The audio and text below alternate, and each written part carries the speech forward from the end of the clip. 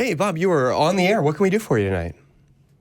Yeah, so I'm in a monogamous heterosexual marriage, and I very much have a strong cuckolding fantasy, as well as I'm very much a closeted bisexual, so much so that that's the first time I've ever verbalized that. And thank you for sharing that with us. Yeah, it feels safer in this space where I'm anonymous. But both of those topics with my conservative upbringing, religious upbringing, are extremely shameful and taboo. And I'm wondering, how do I feel okay with the fact that I have these desires that, due to the nature of my relationship, I won't ever act on, but are constantly existing in kind of my thoughts, my fantasies, desires, etc. Yeah, well, that's a good question. Yeah, it absolutely is. And I guess I would just start by saying that, we certainly wouldn't see acting out on those impulses or those desires as problematic at all. We can get into the how and why of whether or not that's the right choice for you, et cetera. But I think it's important to acknowledge at the very beginning that simply having a desire, having an impulse, is not anything that you need to apologize for or feel held responsible to. Yeah. Beyond that, though. Yeah, I think a good rule of thumb for me is if it's not hurting anybody, yourself or other people, unless you're into that and it's consensual, then it's not morally wrong. It's amoral at most. Morality doesn't factor into it. It is what you think about. It is what you want, and that it's an is, not an ought, if that makes sense. Yeah, and I would agree with that from my moral viewpoint.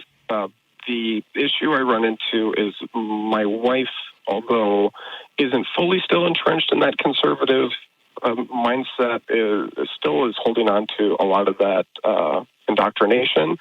And for her, these types of things, if I were to either share them or if she were to discover these things about me, would still kind of have a sinful feel, for lack of a better term, for her, and would potentially damage my relationship with her or her view of me as a person. Yeah, and I definitely hear that even as we struggle to wrestle with these issues ourselves and to process them, to feel comfortable with ourselves, to feel comfortable with our identity and our sexuality, that we still exist in this very imperfect world. Right. And so that is going to be a challenge for you. It's going to be a challenge for all of us. I would also suggest that it's certainly possible, without knowing too much about her or her interests, that she may, if as you say, has gotten away from most of that thinking, but still you feel like she might have some kind of reaction to it, that it's very possible in a healthy and mature way to view something as valid without necessarily wanting anything to do with it, while still having sort of a negative reaction to it. I've used this example on the show before, but I would say that being able to perform a open heart surgery is an absolutely beautiful thing, that's a noble pursuit if we're going to attach any kind of morality to it. It's a wonderful thing. At the same time, I can't watch a video of a open heart transplant without getting queasy. It still creates a very visceral reaction in me. And that's not me judging anybody. That's not me saying, oh, I could never do that, or I don't want anything to do with that. Because, I don't want to ever be in a situation where I'm reaching my hands into a human chest.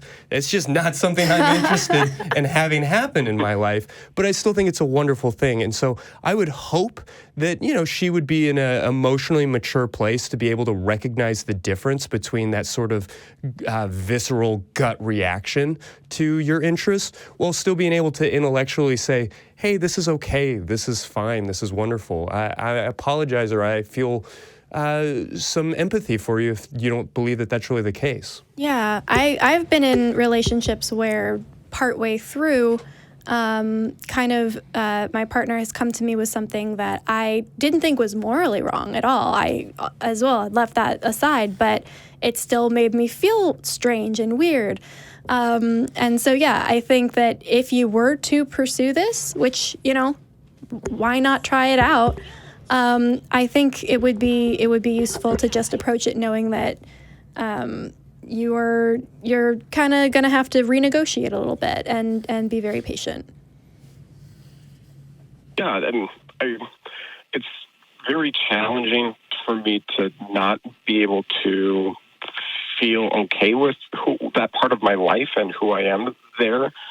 So it is something that I would love to be able to share and be open about. It's kind of scary to take that first risk, or that first jump, and feel safe doing that.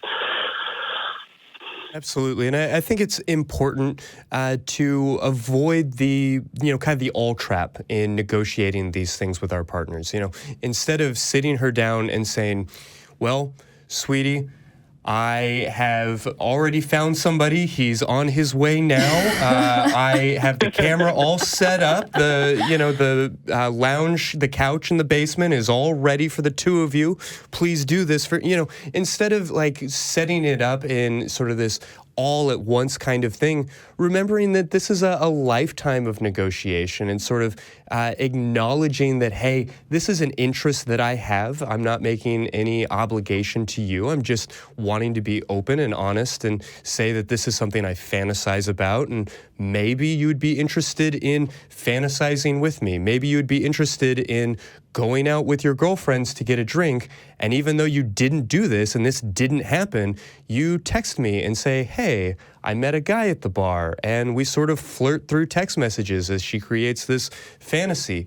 Maybe that's not a thing that she's going to be interested in at all, and that's okay too, because her interests are certainly her own and valid as well, but I do hope that you would feel comfortable at least being open and honest about your own sexuality with somebody who's so important to you. Right. And it could be also that she would be very into it and is also holding back because she's not sure how to broach the topic either. So, yeah, I think starting slow, maybe broaching it as a fantasy, or, hey, why don't we watch this piece of porn, that has this as a topic, and just see kind of how that goes before bringing it any further.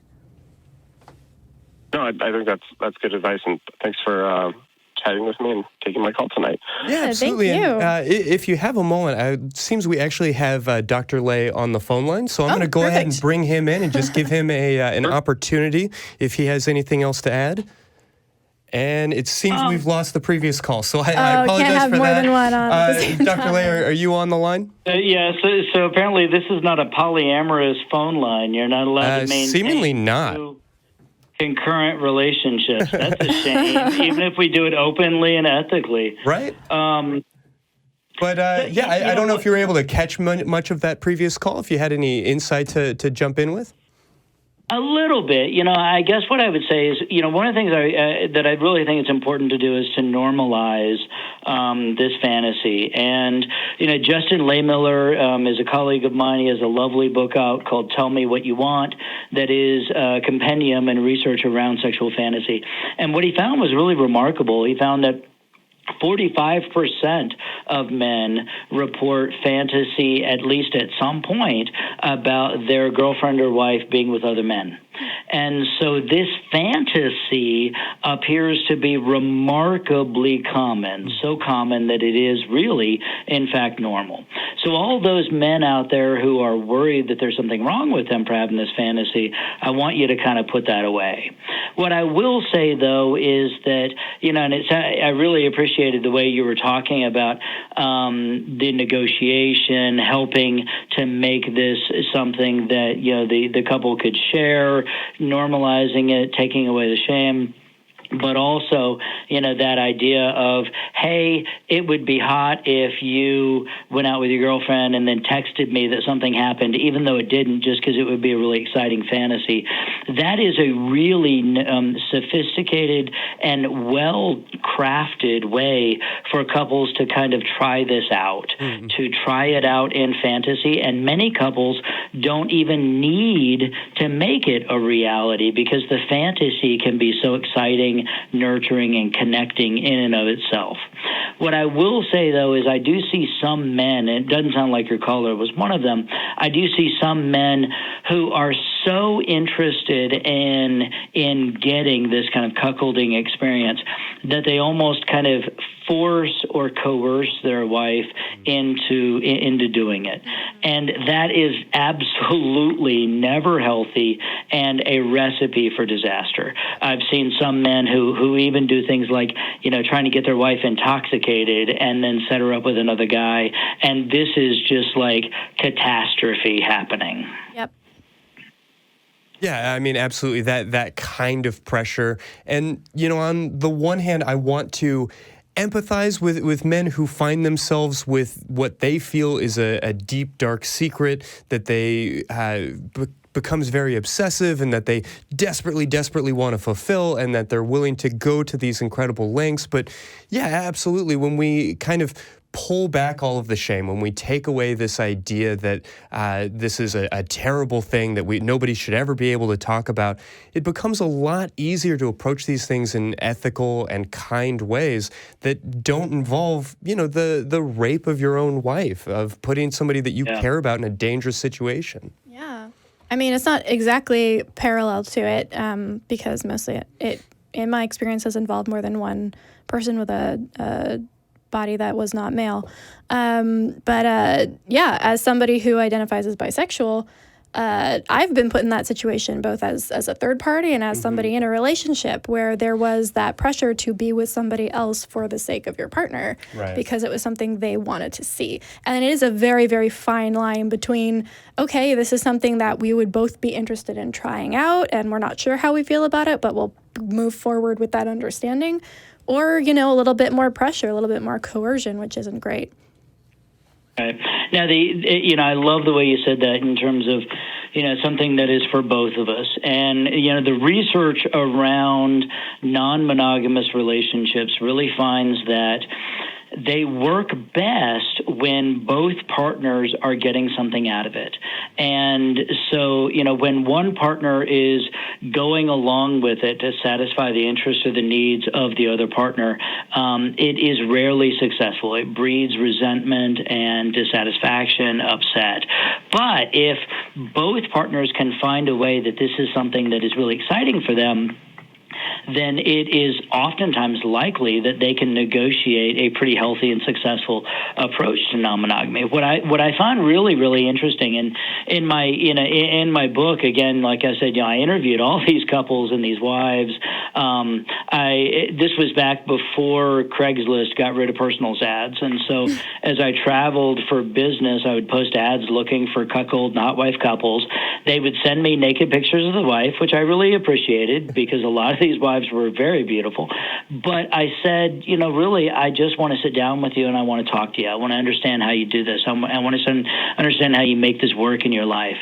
And the thing that I just found so interesting was that the wives, and right now there's not a lot of research around the wives. There's not a lot of research around the women who engage in cuckolding. There's more research around why men have this fantasy. But the women, I think, is now a really interesting question about what did they get out of it and why did they do it? And what I heard was, women who were saying, wow, I didn't know what a sexual dynamo or what a sexual engine, I had and how sexual I could be. I heard one woman who told me that, as she had engaged in cuckolding and hot wifing and started dating other men, and her daughter, who was like 16 or 17, didn't know that mom was doing this, but said to mom, hey, what's going on? Because you have become really assertive and confident and really empowered in a really powerful way that I've never seen before. And so this wife who'd grown up in a really conservative town in the Midwest had just never embraced her femininity, her attractiveness, her sensual nature. And now it was coming out in a way that their daughter saw and was really impressed by. That story always stuck with me because the message is that this isn't just about sex. This is also about self-acceptance. Mm-hmm. Yes, it's almost as if sex is life-affirming and not this, terrible secret need that we should all keep quiet about ourselves. How dare you say that? My God. Yeah, seriously. I mean, you and I aren't going to have any clients anymore if this message keeps getting out. So to that end, I mean, you mentioned that it's been 10 years since you've written this book. Maybe it's the humanist in me, but I can't help but feel like some of these sort of awkward failings that a lot of couples have when they first come to these ideas come from the fact that they don't have anybody to talk to. They don't have any role models to communicate with. They don't have, good resources on how to communicate. They don't have therapists that are informed about these things and that are willing to not pathologize them. So to that end, do you feel like things are progressing in the right direction or maybe getting easier for these couples as polyamory and other forms of non-monogamy become more generally accepted or more talked about? They're more, even if these TV shows are flawed, they certainly exist more than they used to. Christy, that's a good question. I mean, I think there is definitely a change in the social dialogue around a lot of these issues. Hollywood has put out a lot of movies, Hall Pass and Friends with Benefits and No Strings Attached, where now the idea of non-monogamy is being explored a little more publicly. Research finds that around 45% of millennials no longer view monogamy as necessary for relationships. Now, we don't know if they will feel the same way in 10 or 15 years because during the 1970s, a lot of the people that are now baby boomers, were exploring non-monogamy, and then they gave it up in the 80s, along with the AIDS crisis and Reaganism and everything else. So we don't know what kind of shifts are going to come in the future. But what we do see is that now there is just a lot more dialogue around these kinds of ideas. I mean, even Bride magazine had an article about polyamory just a couple of months ago. So there's much more acknowledgement that monogamy is not the end all be all only answer. Therapy, unfortunately, therapists remain a very conservative, sex negative, and awfully kind of judgmental industry. And I say that because I work with these folks all day long, and I do trainings around the country for therapists around helping them to acknowledge their sexual bias and the degree to which they unintentionally judge and shame their patients around sex. I hope that is changing. Your listeners and viewers, they can find non-judgmental therapists to help them with these issues. I recommend two main resources. One is the American Association of Sexuality Educators, Counselors, and Therapists. It's called AASECT, AASECT, and they have a listing of therapists that are specially trained around sexuality issues. The other is the National Coalition for Sexual Freedom has a listing called Kink-Aware Professionals, and that's a great way to find not just therapists, but also lawyers and other folks who are aware of the diversity of sexuality and don't assume that there's only one right way to be sexually healthy.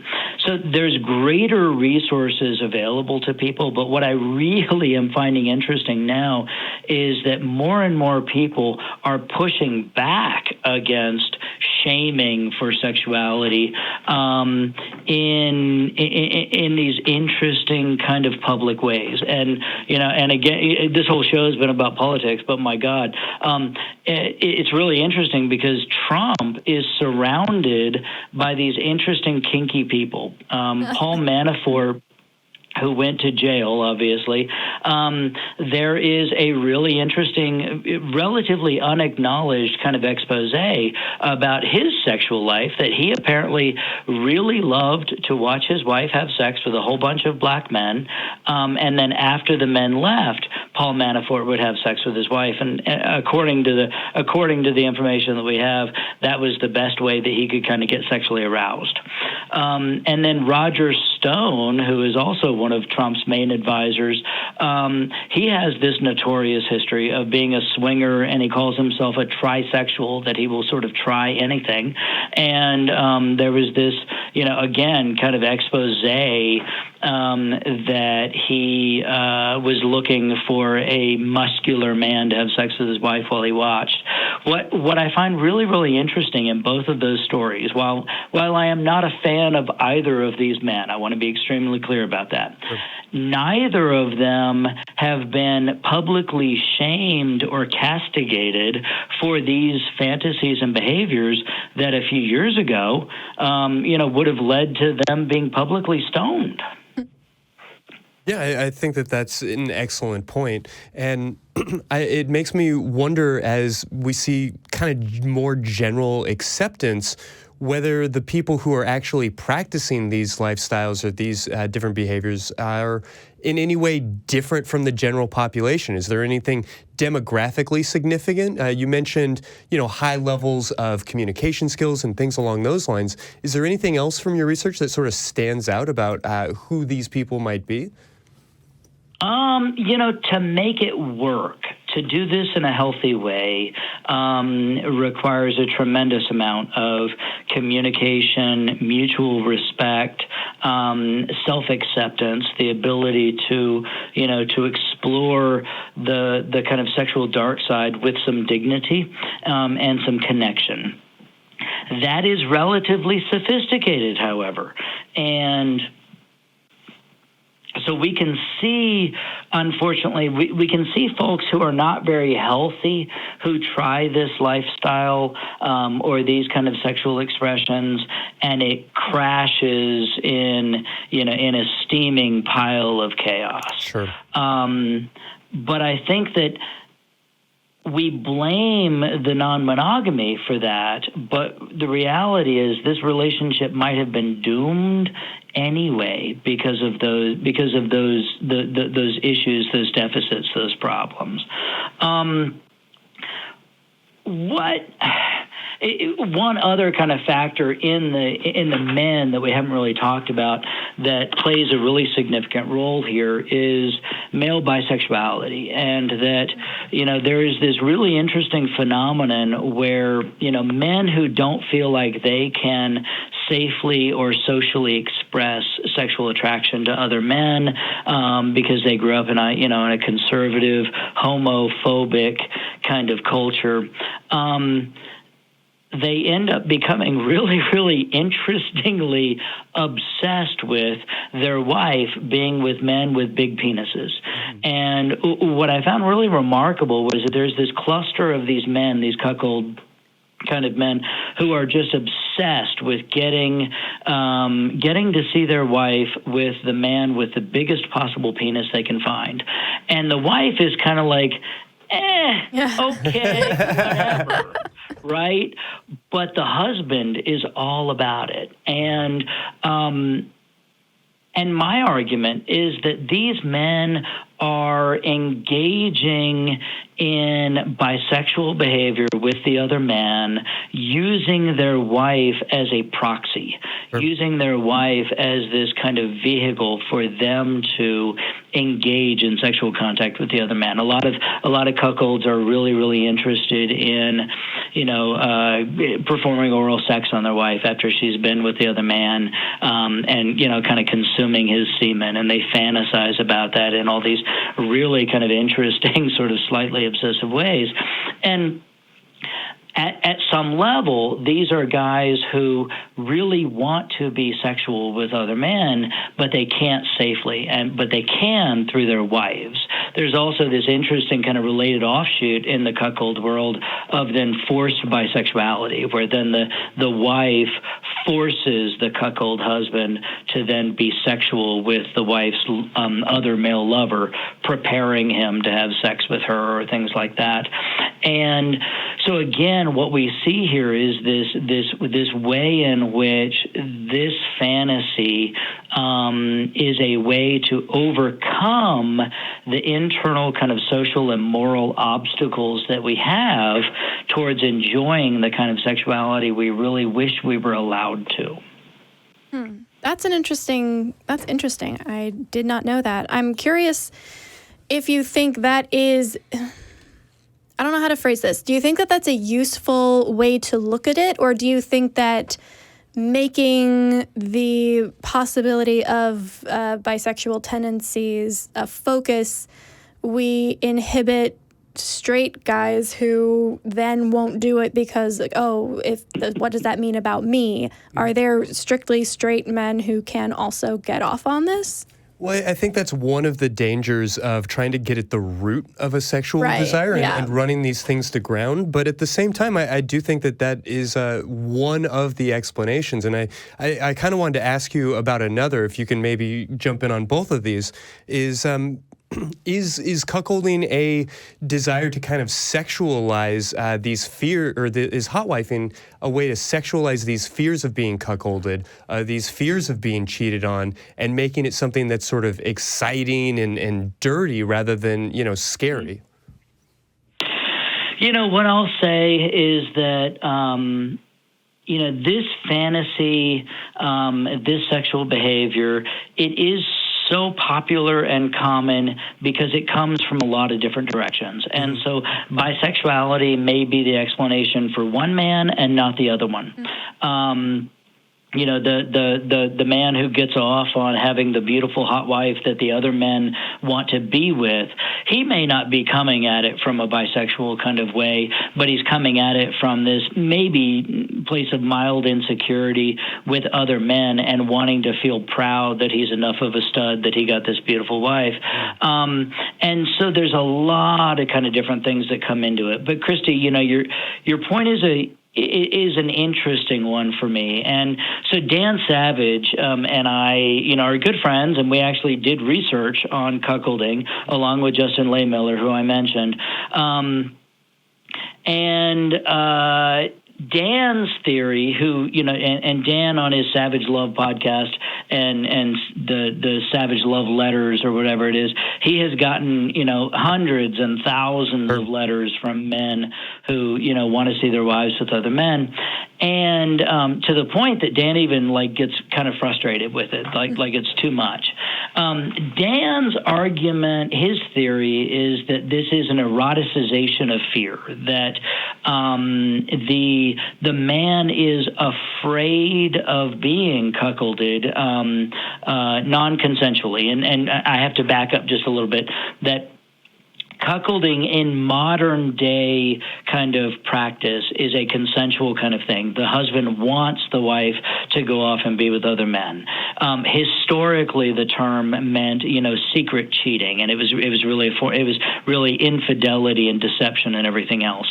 But Dan's idea is that these guys are so afraid of the wife cheating on them that they end up eroticizing it and using that sexual arousal as a way to overcome some of this, this kind of fear. It's one of the few places where I disagree with Dan, because we just don't really see it in the data or research. What we see is that the men who are into this, they already have a pretty high level of attachment to their partner. They are actually not really all that concerned about losing her or about her, harming them or cheating on them by being with other men.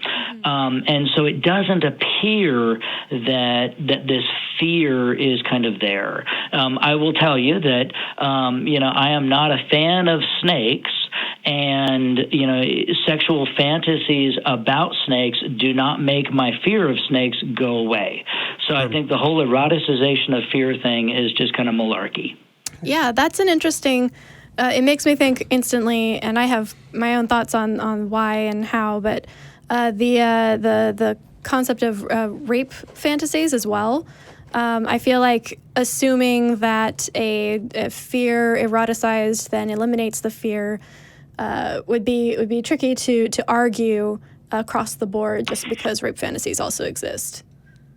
Yeah, that is a really great point. I'm glad you brought that up. About 60% of women will acknowledge a sexual fantasy of being, forced into sex, rape, or what. It varies the percentage you get by how strong the words are that you use. But Only, as is a tragic word to say, even in this circumstance, 25% of women will experience, a sexual assault across their lifetime. So there are many women who are having this fantasy without ever having the experience of sexual assault. And, at least one theory that I sort of endorse is that our society idealizes and kind of romanticizes, forced sex. Whether it's in 50 Shades of Grey or, even the Disney movie Beauty and the Beast, where the beast pounds on the door and she swoons in love for his overwhelming passion. That is, again, I'm going to circle back to what we talked about before about just different sexual response kind of patterns. That is something that kind of gets into our sexual psychology. Yeah, also the idea that if it's forced, then the woman no longer has to take responsibility for it in a puritanical culture. I feel like that. Yeah, plays yeah, into exactly. That. Yeah. Well, and then just the simple fact that we see it so much in media, I think that is both a reflection on our desires, but also something that sort of normalizes and creates that desire. Because, how many movies in the third act, the man, after having been an asshole for the last hour and a half, shows up, grabs her by the arm, swoops her down and plants a big wet kiss, and it's supposed to be romantic, and the music swells, and it's beautiful, even though that was not a negotiated kiss in most senses. I have about a million more questions along this line of thinking,